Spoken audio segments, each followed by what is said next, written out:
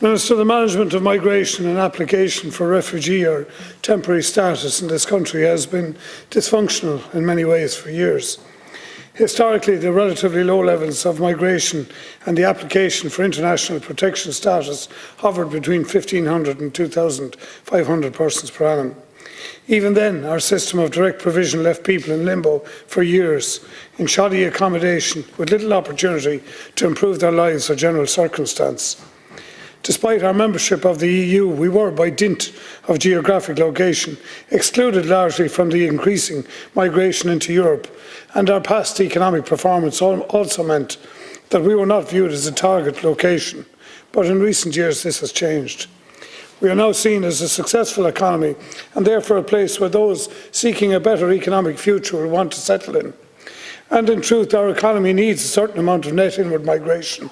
This to combat our falling birth rate, but also to continue to provide the economic output and to ensure that every citizen can receive adequate social and economic protection as they age. But the problems of inward migration have become significantly acute in the past number of years. The increase in world population, which has largely gone unacknowledged, the Ukraine war and climate change have all played a major role.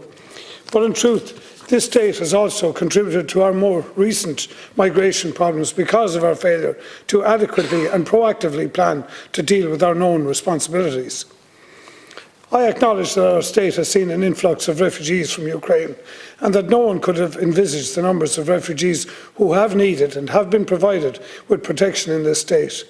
The Irish people are to be commended on the many efforts made to provide accommodation in various forms to over 100,000 Ukrainians. However, the rise in applications for temporary protection has been something that has been well flagged, considering the amount of migration into the southern borders of Europe over past years. European solidarity has dictated that Ireland too must play a role, but unfortunately government and associated offices did not take the appropriate action and steps to meet this challenge head-on. I am one of the TDs, Minister, who put early questions to you in relation to border controls that we were exercising in terms of economic migration into Ireland. I pointed out the lack of credible enforcement of border controls at Dublin Airport and at our ports, and that we were allowing people to present for temporary protection who had clearly hidden or destroyed their travel paperwork before meeting immigration officers. In an interview in recent days, Michael O'Leary of Ryanair has clearly described the orchestrated destruction of travel paperwork by people looking to access the iPass and iPad systems from safe countries. He also described how the airlines have been offering technology to identify passengers in terms of seat allocation and origin of departure, but that there has been little to no engagement from department officials. Added to this, we have seen Ireland operate a different safe country list from the rest of Europe. And indeed, up to recently, the subsistence payments we were making in this country were many times more than other Euro states. All of this speaks to an obvious recipe that has been driving illegal migration into our shores, which in turn is damaging the legitimate cause of those who would and should qualify for legal and refugee protection under EU law. We have had the arbitrary selection of hotels and guest houses down the country to hide our lack of capacity in refugee planning systems. We have had the giving of tents along the Canal Bank Walk.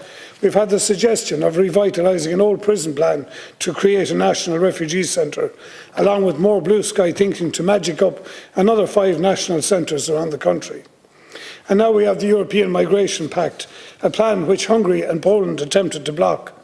This should sound some alarm bells, Minister. It is being presented as a catch-all solution to the migration crisis, a crisis which has been allowed to happen mainly because Europe's asylum laws have not been updated for over 2 decades. So now we're being told by the European Commissioner who presented this plan, Ylva Johnson, that if we don't sign up to it, we could face legal action. What we are being asked to sign up to is a reactionary measure, Minister, one which is being cast across the EU member states like a net, regardless of each country's efficiency to implement it.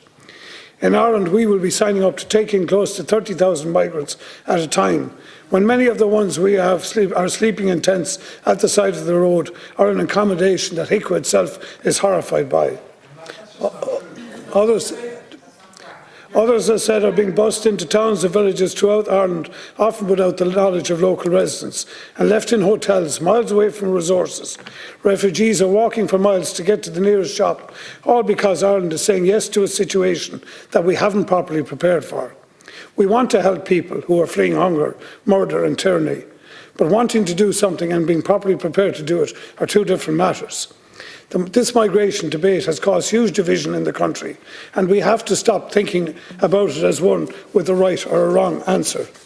One should never be criticised for saying stop, slow down, and we're not ready for this. The reason we're not ready is because we have had too often a slow response and too often a chaotic one. This debate has reluctantly been agreed to by government, in my opinion, because they know they are vulnerable on these issues. They should also know that we are acting outside the best interests of the Irish people, as well as the interests of migrants, who we are blindly welcoming at this time without adequate resources. The direct provision system has been failing long before the war in Ukraine. It shows that Ireland needs to sort out its own house before it can bring more people into it. One of the caveats in terms of the European Migration Pact is that countries can impact their intake of refugees where they can demonstrate activities in the origin countries to instigate social and economic change benefiting those communities that may otherwise migrate. I would say to you, Minister, this is something that Ireland should be doing far more of. I think we need to be doing far more activity on the ground. And as I said to you previously, Minister, we should harmonise our safe country list, and we should have exactly the same system and the same parallels throughout the European Union if we are active people. But most of all, we have to look at the proper resourcing and the execution of facilities for dependent migrants.